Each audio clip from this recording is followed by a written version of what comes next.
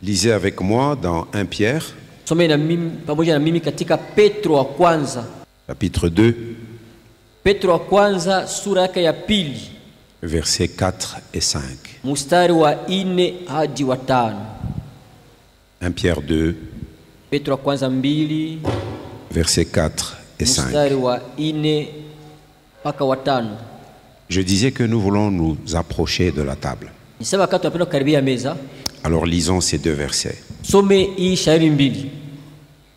Approchez-vous de lui. Pierre vivante, rejetée par les hommes, mais choisie et précieuse devant Dieu.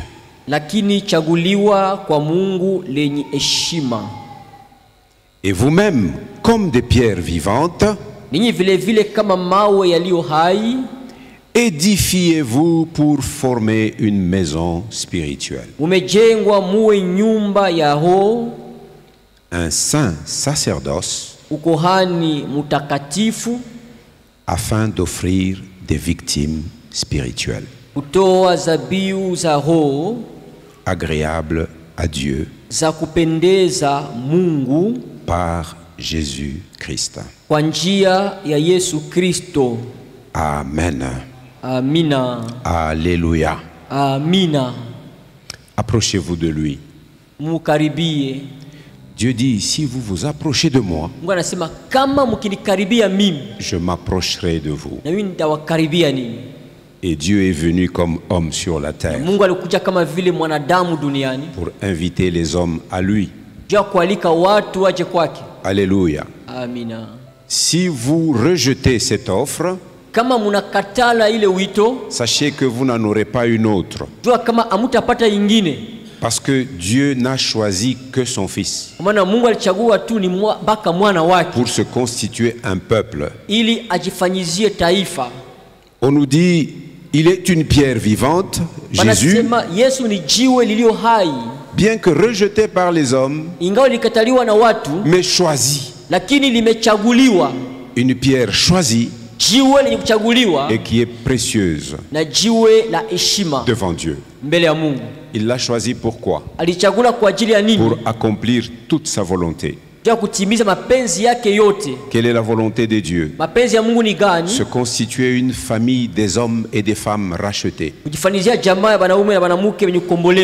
Et il a choisi pour être la seule victime qui devait verser le sang et qui devait le satisfaire totalement.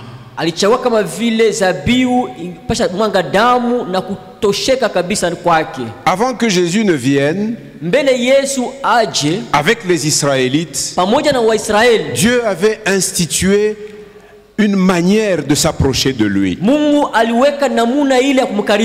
Il fallait que les hommes sacrifient des animaux. Généralement, quand vous lisez, vous trouvez, il y a les petits des moutons, des agneaux. Il y a les petits de la chèvre, des chevreaux. Il y a les petits de la vache, des veaux. Généralement, c'est ces trois animaux. Et pour ceux qui n'ont pas les moyens, des petits oiseaux. Et on devait immoler ces bêtes et verser leur sang. Dieu a donné le sang des animaux aux hommes pour que ces animaux donnent leur vie afin que Dieu agrée les hommes. Et il devait faire cela continuellement jusqu'à ce que Jésus soit venu comme un homme. Et cette fois-là, pour offrir sa propre vie et verser son sang. Et quand Jésus a versé le sang, Dieu a dit, ça n'est assez du sang. Je n'ai plus besoin de sang. Mon Fils a versé le sang ultime, de sorte que quiconque veut s'approcher de moi se couvre du sang de mon Fils. Et donc nous qui nous approchons aujourd'hui de Jésus, c'est pour former un corps, pour former une maison spirituelle qui doit faire un service spirituel différent de celui que faisaient ceux de l'Ancien Testament. Nous n'offrons plus des victimes sanglantes, nous offrons des victimes spirituelles. Et parmi les victimes spirituelles, il y a ce que nous attrapons par l'évangélisation. Parmi les victimes spirituelles, il y a le fruit de nos lèvres, qui confesse le nom du Seigneur. C'est pourquoi quand nous sommes rassemblés, nous ne manquons jamais d'élever le nom du Seigneur par la louange. Nous offrons des victimes spirituelles. Aujourd'hui, si tu venais avec du sang d'une poule ou d'une chèvre ou quoi, Dieu ne va pas t'agréer. Le sang de Jésus a suffi pour ça. Et il nous a ouvert un chemin. Nous pouvons librement accéder à la présence de Dieu. Il y a une richesse inimaginable dans le don de la vie de Jésus. Dans le don de la vie de Jésus.